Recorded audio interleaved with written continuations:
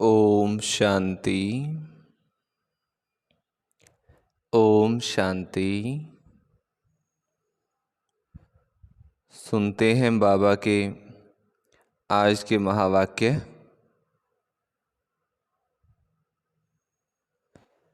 आज बाबा ने कहा, मीठे बच्चे,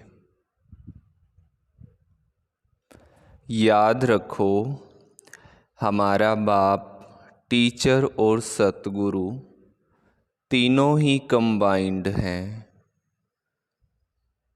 तो भी खुशी का पारा चढ़ेगा। उनकी श्रीमत पर चलते रहेंगे। हमारा बाबा भी है, टीचर भी है और सतगुरु भी है, तीनों एक साथ, तो खुशी का पारा चढ़ेगा। जिनका विचार सागर इस बात पर चलेगा, मंथन होगा, उनको खुशी का पारा भी चढ़ेगा। प्रश्न है आज की मुरली से, ब्राह्मणों का पहला लक्षण कौन सा है? किस बात में सभी ब्राह्मणों को एक्सपर्ट बनना है? उत्तर है, ब्राह्मणों का पहला लक्षण है पढ़ना और पढ़ाना।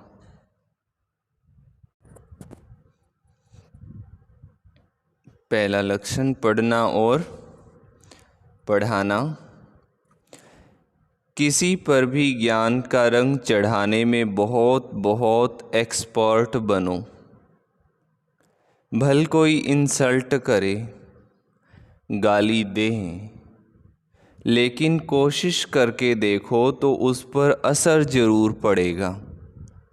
परंतु बात में भी पूरा वजन हो, हम उनको ऐसा सुनाएं तो बाबा के असर पड़ेगा। पात्र देख कर दान देना है। अविनाशी धन भी व्यर्थ न जाए, इसलिए बड़ी खबरदारी चाहिए। पैसा भी किसी को संभाल से देना है। पैसे के लिए भी बाबा हर एक के लिए अपनी पर्सनल श्रीमत देते हैं, ऐसा नहीं कि कोई लेन देन करते रहें। गीत है जो पिया के साथ है। ओम शांति। गॉडली स्टूडेंट ने ये गीत सुना। तुम बच्चे ही गॉडली स्टूडेंट हो। ऐसे नहीं कि सभी स्कूलों में गॉडली स्टूडेंट होते हैं, नहीं, वहाँ तो मनुष्य पढ़ाते हैं। सन्यासी भी शास्त्र सुनाते हैं। ज्ञान को वास्तव में कोई बरसात नहीं कहा जाता। बरसात तो पानी की होती है, परंतु ये महिमा गाई हुई है, क्योंकि परम पिता परमात्मा को ज्ञान का सागर कहा गया है। बाबा कहते हैं, मुझे ज्ञान का सागर, नॉलेजफुल भी कहते हैं। ज्ञान को बरसात, पानी व अमृत नहीं कहा जाता। जैसे मानसरोवर का तालाब है, अमृतसर में भी एक तालाब है जिसको वो लोग अमृत समझते हैं। ये बाबा बैठ समझाते हैं, पढ़ाई को अमृत व बरसात नहीं कहेंगे। समझते हैं अमृत है, इससे दुख दूर हो जाएंगे, परंतु वास्तव में तो इस ज्ञान से तुम्हारे सब दुख दूर होते हैं। यो अमृत पीते रहें, स्नान करते रहें, लेकिन अपना आचरण नहीं सुधारें तो कैसे सुख हो? तो बाबा के समझ जब मिले तो सुख मिलता है। जो पिया के साथ है उनके लिए बरसात है। यहाँ ये बाबा, टीचर, सतगुरु तीनों ही कंबाइंड है। ये एक बात भी बच्चे याद रखें तो खुशी का पारा चढ़ जाए। परंतु माया घड़ी घड़ी भुला देती है। यहाँ तुम बच्चे चलते हो श्रीमत पर, श्रीमत से तुम श्रेष्ठ बनते हो। भगवान है ऊंचे से ऊंचा बाबा, ऊंचे से ऊंच बाबा की पढ़ाई से ही ऊंचे से ऊंचा बन सकते हो। अब जो पिया के सन्मुख हैं बैठे हैं सब स्टूडेंट हैं। यहाँ बैठेंगे, पढ़कर फिर अपने घर जाना है। दिन प्रतिदिन स्टूडेंट्स तो बहुत होते जाएंगे, बहुत हो जाएंगे। अगर सभी को एक ही घर में साथ रखें तो कितना बड़ा मकान चाहिए। सारा आबू मकान बना दें तो भी पूरा नहीं होगा। कितने सेवा केंद्र हैं, अभी तो अजून थोड़े हैं, इससे भी 1000 गुना जास्ती होंगे। 1000, 2000, 5-7 हज़ार भी सेंटर्स हो सकते हैं। फिर घर घर में ये ज्ञान गंगाएं ज्ञान की वर्षा करेंगी। अभी तो 7000 से थोड़ा बहुत ज़्यादा ही होंगे। इतने ढेर बच्चे हो जाएंगे, जहाँ तहाँ देखो सेंटर्स खोलते रहते हैं। कोई गीता पाठशाला नाम रखते हैं, कोई ब्रह्मा कुमारी ईश्वरी विश्वविद्यालय नाम रखते हैं। वास्तव में ब्रह्मा कुमारी नाम रखने से डरना नहीं चाहिए। कई बच्चे डरते हैं कि बी के नाम देख हंगामा ना कर दें, इसलिए गीता पाठशाला नाम रख देते हैं। फिर बाबा कहते गीता पाठशाला तो अक्षर कॉमन है, समझते हैं कोई विघन ना पड़े, इसलिए बीके का नाम बदल दूसरा रूप दे देते हैं। वास्तव में तो बात एक ही है। अंदर आने से चित्र आदि देख फट से समझ जाएंगे कि ये तो वही बीके हैं, इसलिए नाम बदलने की ऐसी ज़रूरत नहीं है। इससे तो अच्छी रीति सिद्ध होता है कि वास्तव में ये ब्रह्मा की संतान ब्रह्मा कुमार कुमारियाँ हैं। ये तो अच्छा है ना, तुम सबसे कह सकते हो वास्तव में तुम भी ब्रह्मा कुमार कुमारियाँ हो। प्रजापिता ब्रह्मा को तो जानते हो ना, वो रचयिता है मनुष्य सृष्टि का। निराकार परम पिता परमात्मा कोई आत्माओं का रचता नहीं है, वो तो आत्माओं का अनादि पिता है। प्रजापिता ब्रह्मा भी तो अनादि है। आत्माओं का बाबा इनमें आते हैं, शिव ब्रह्मा बाबा में शिव बाबा आकर ब्रह्मा को एडॉप्ट करते हैं प्रजा रचने के लिए। ब्रह्मा द्वारा कुल रचना है, ये तो समझने में और ही सहज होगा। परंतु ब्रह्मा द्वारा ब्राह्मण कुल रचना है, ये तो समझने में और ही सहज होगा, परंतु डरते हैं। कहेंगे बीके के पास मत जाओ, गीता पाठशाला में भल जाओ। घर घर में ज्ञान गंगा का अर्थ भी मनुष्य नहीं समझते हैं। भक्ति मार्ग में नारद को मुख्य गिना जाता है। झांझ बजाने वाला भगत था।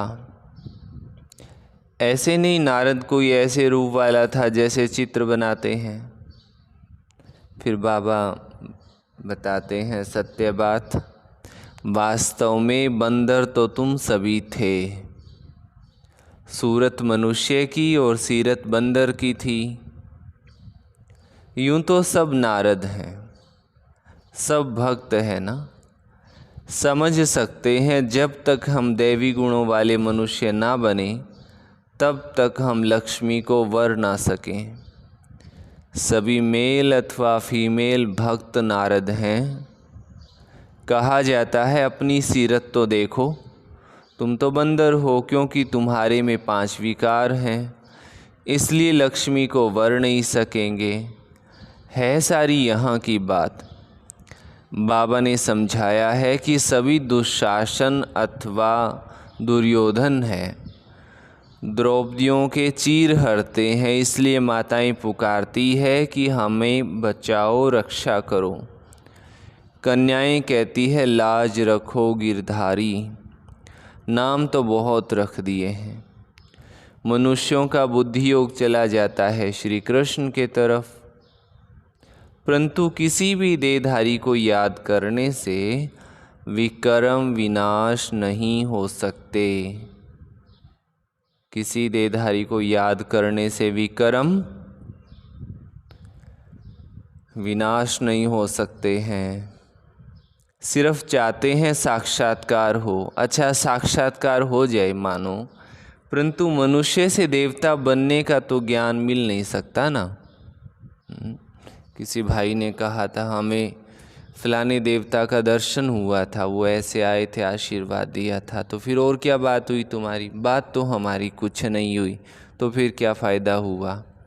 तुमने इतनी मेहनत की, वो आए और चले गए। तुम उनसे पूछ लेते कि अब किधर से आ रहे हो और किधर जा रहे हो, मैं भी चलूं थोड़ा साथ में, फिर तो कोई मज़े की बात थी। तो हंसने लगे, कहते ये तो हमें भी नहीं समझ में आया। तो भाभा कहते हैं ज्ञान चाहिए मनुष्य को अपना आचरण सुधारने के लिए।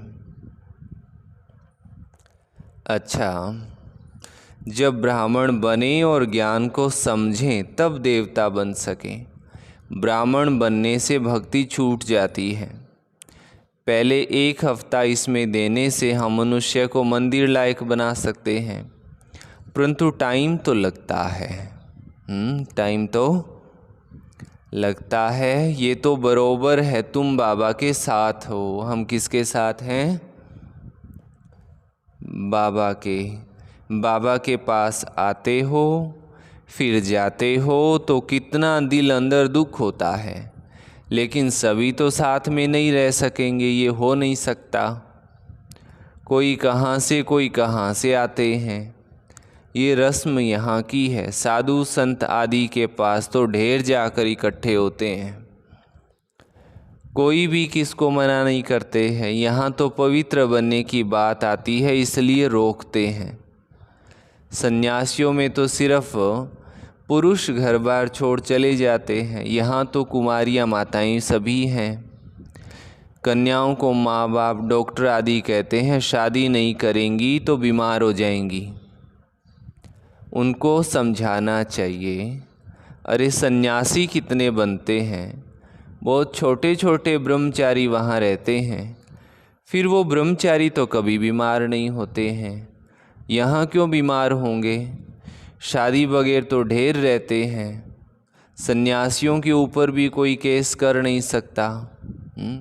ये सही बात है, ये तो सिद्ध बात है कि जो पवित्रता का या ब्रह्मचर्य का पालन करता है उसको रोग कम होते हैं और उसके अंदर सहन शक्ति ज़्यादा होती है, उसका इम्यून सिस्टम स्ट्रोंग होता है।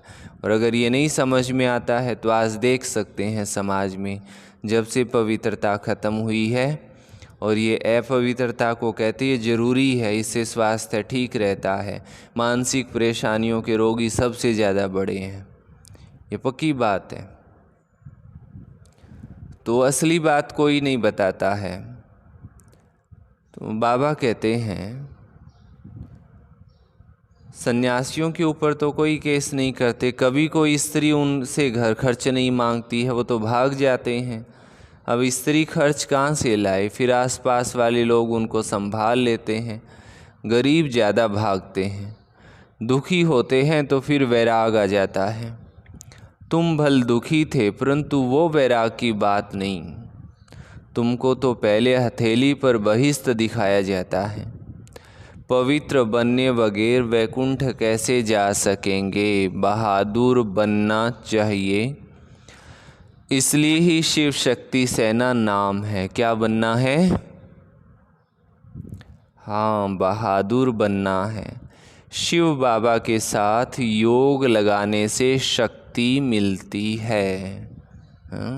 ज़्यादा कुछ नहीं आता समझ में, मन अशांत है तो केवल आराम से बैठ कर के इतना ही सोचो, मैं शांत आत्मा हूँ, मेरा मन शांत है। शांति के सागर बाबा से शांति की शक्ति लगातार मेरे में समा रही है। इस केवल ये 3 विचार है, इनको बार बार सोच करके देखो कितनी शांति और शक्ति मिलती है। ज्ञान की धारणा होने के बाद फिर समर्पण होना है। ज्ञान की धारणा नहीं होगी, नष्टो मोहा नहीं होंगे तो माया आकर पथकाएगी। शादी करने की दिल होगी तो फिर सारा ब्रह्मा कुमारियों का नाम बदनाम हो जाता है। पहले नष्टो मोहा बनना पड़े। तुम लोग इतने भट्टी में रहे तो भी कितने नष्टो मोहा नहीं बने, याद आती रही। यहाँ से गए, मित्र संबंधियों का देखा मुंह और हो गए लट्टू। मोह ने घेर लिया, ये भी ड्रामा की भावी थी। अभी भी बाबा कहते हैं पहले पहले तो नष्टो मोहा बनो, एक परम प्रिय बाबा के बन जाओ। कुछ भी हो जाए हम तो बाबा की ही सेवा में रहेंगे। कुछ भी हो जाए हम तो बाबा की सेवा में ही रहेंगे, परंतु उल्टा नहीं होना चाहिए। कुछ भी हो जाए हम सेवा तो कर ही नहीं सकते। तो बाबा की ही सेवा में रहेंगे। कहा जाता है कबीरा घर भगवान का, जैसे पेड़ खजूर, चढ़े तो चाखे वैकुंठ रस, गिरे तो चकनाचूर। ऐसे नहीं कि छोड़कर आ जाएं फिर मोह सताए। ऐसे बहुत सन्यासी लोग जाकर फिर वापस लौट आते हैं। सन्यासी घर में वापस आएं तो आसपास वाले निरादर भी करते हैं, समझते हैं ये काम के लिए भागा है। यहाँ भी समझा जाता है ये पूरा नष्टो मोहा नहीं बना था, विकारों ने घेर लिया। बाबा के पास कोई खान पान की तकलीफ़ नहीं है। शुरू से लेकर कितनी संभाल करते आए हैं। गरीब साहूकार सब एक समान है। मम्मा बाबा भी सबको सिखलाने के लिए बर्तन मांजते थे, झाड़ू लगाते थे। देह अभिमान तोड़ने के लिए किया जाता है। सन्यासी भी ऐसे कराते हैं। कोई बड़ा आदमी होगा तो उनसे लकड़ी आदि कटाएंगे देह अभिमान तोड़ने के लिए। यहाँ तो बड़ी भारी मिल्कियत मिलती है, 1 सेकंड में 21 जन्म की बादशाही। सन्यासियों के पास तो कुछ भी प्राप्ति नहीं है, बाकी पवित्र हैं इसलिए अपवित्र माथा टेकते हैं। ये तो राजयोग है, विश्व का मालिक बनते हैं, विकार में नहीं जाना है। मीरा भी पवित्र रहना चाहती थी, वो तो भक्ति मार्ग में थी, श्री कृष्ण का दीदार करती थी। उसकी दिल लगी श्री कृष्ण से, तो भला वो विकार में कैसे जाएगी। सो भी 1 जन्म करके मीरा दूसरे जन्म में भक्ति मार्ग में गई हो। ऐसे भी कह सकते हैं वो भक्ति मार्ग में गई, क्योंकि अंतमति सो गति होती है। श्री कृष्ण से दिल थी तो भक्त ही बन जाएगी, परंतु भक्ति मार्ग में कुछ मिला तो नहीं ना। ज्ञान मार्ग में तो 21 जन्मों का वर्षा मिलता है। भक्ति भी पहले शिव की करते हैं, फिर देवताओं की। अभी तो देखो चूहे बिल्ली आदि सबकी भक्ति करने लग पड़े हैं। बहुत जगह ऐसी है जो चूहे की भी पूजा पाठ कर लेते हैं। श्री कृष्ण को छोड़ हनुमान गणेश आदि की भक्ति करने लग पड़े हैं। सतयुग त्रेता में भी कलाएं कम होती जाती हैं और भक्ति में भी कलाएं कम होती जाती है। अभी तो कोई काम के नहीं रहे हैं। जब ऐसी हालत होती है तब बाबा आकर समझाते हैं। जिनको ये बातें समझ नहीं आए उनको जा कर के सेंटर पे पूछना चाहिए कि ऐसे ये बात का क्या अर्थ है आपका, हमें बताओ जरा।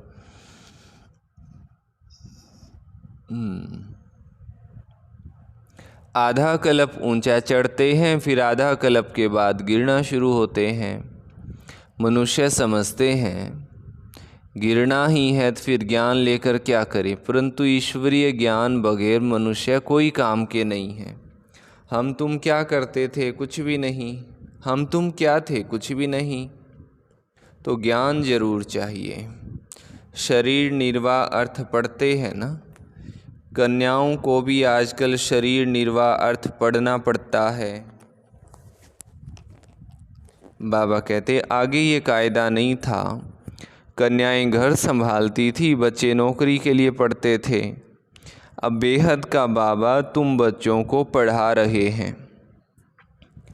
अगर सभी यहाँ बैठ जाएं तो फिर मित्र संबंधियों आदि को ज्ञान कैसे देंगे।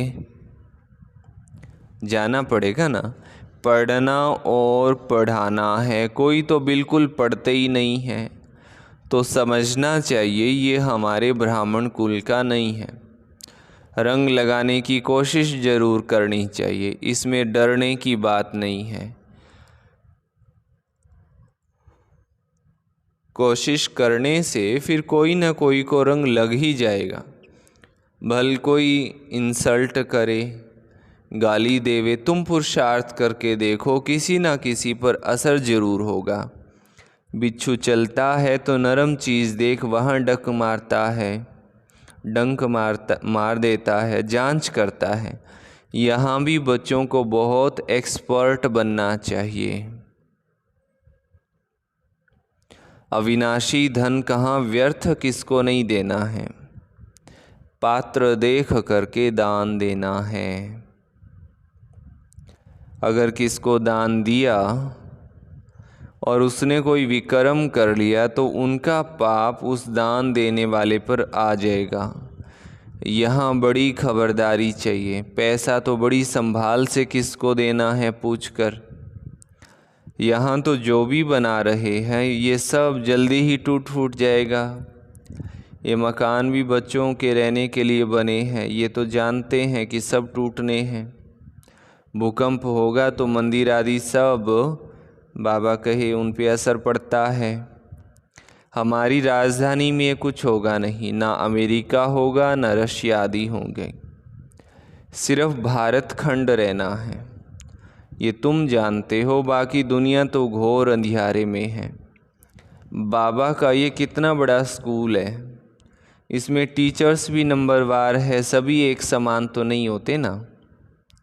इसमें तुम देखेंगे सबसे बड़ा टीचर तो शिव बाबा है। शिव बाबा है सबसे बड़ा टीचर। सबसे बड़ा क्या, टीचर ही एक शिव बाबा है ना। फिर ये है ब्रह्मपुत्रा नदी, कहते भी हैं तवमेव माताश्च पिता तवमेव, तो ये माता ठहरी ना। फिर सरस्वती का भी नाम है। ब्रह्मा की राशि पर ब्रह्मपुत्रा नाम ठीक है, दिखाते भी हैं। सागर और ब्रह्मपुत्रा नदी का मेला होता है। यहाँ फिर आत्मा और परमात्मा का ये मेला है, इसका ही यादगार भक्ति मार्ग में गाया जाता है। अच्छा, मीठे मीठे सिक्के लधे बच्चों प्रति माता पिता बाप दादा का याद प्यार और गुड मॉर्निंग। रूहानी बाप की रूहानी बच्चों को नमस्ते। हम रूहानी बच्चों की रूहानी माता पिता बाप दादा को याद प्यार, गुड मॉर्निंग और नमस्ते। धारणा के लिए मुख्य सार है। पहला पॉइंट, परम प्रिय बाबा का बनने के पहले पूरा नष्टो मोहा बनना है। बाबा का बनने से पहले क्या बनना है, पूरा नष्टो मोहा बनना है। जब अवस्था पक्की हो तब सेवा में लगना है। सेवा में कब लगना है, जब हमारी अवस्था पक्की हो। दूसरी पॉइंट है, इस दुनिया से दिल का वैराग रख, पवित्र बनने में बहादुर बनना है। इस दुनिया से हमारा अंदरूनी वैराग हो और फिर बहादुरी क्या दिखानी है, पवित्रता की। दान बहुत खबरदारी से पात्र को देख कर करना है। बहुत खबरदारी भी हो और पात्र को देख करके हम दान देवें। वरदान दिया बाबा ने। परिस्थितियों को साइड सीन समझ पार कर आगे बढ़ने वाले मास्टर सर्वशक्तिवान भव। सदा अपने मास्टर सर्वशक्तिवान स्वरूप की स्मृति में रहो तो हर परिस्थिति ऐसे अनुभव होगी जैसे एक साइड सीन है। परिस्थिति समझने से घबरा जाते, लेकिन साइड सीन अर्थात रास्ते के नज़ारे समझेंगे तो सहज पार कर लेंगे। क्योंकि नज़ारों को देख खुशी होती है ना। घबराते नहीं हैं। विघ्न नहीं है, लेकिन आगे बढ़ने का साधन है। परीक्षा से क्लास आगे बढ़ता है। संडे की मुरली में बाबा ने कहा ना कि कोई भी परिस्थिति आती है उसको ये समझो कि आगे बढ़ने के लिए पाठ पढ़ रहे हैं, तो ये सकारात्मक परिवर्तन हो गया, जैसे कि बाबा ने बोला था। इसलिए कभी कोई बात में रुको नहीं, सदा मास्टर सर्वशक्तिवान हूँ, इस स्मृति से उड़ती कला का अनुभव करते रहो। स्लोगन है आज की वाणी से, ऐसे सहज योगी बनो। परीक्षा में क्लास आगे बढ़ता है, इसलिए कभी कोई बात में रुको नहीं, सदा मास्टर सर्वशक्तिवान हूँ, इस स्मृति से उड़ती कला का अनुभव करते रहो। आज का स्लोगन, ऐसे सहज योगी बनो जो आपको देखने से ही दूसरों का योग लग जाए। ऐसे सहज योगी बनो जो आपको देखने से ही दूसरों का योग लग जाए। अच्छा, सभी को ओम शांति। आज का स्वमान है, मैं नष्टो मोहा आत्मा हूँ। कौन सी आत्मा हूँ? नष्टो मोहा। अच्छा, सभी को ओम शांति।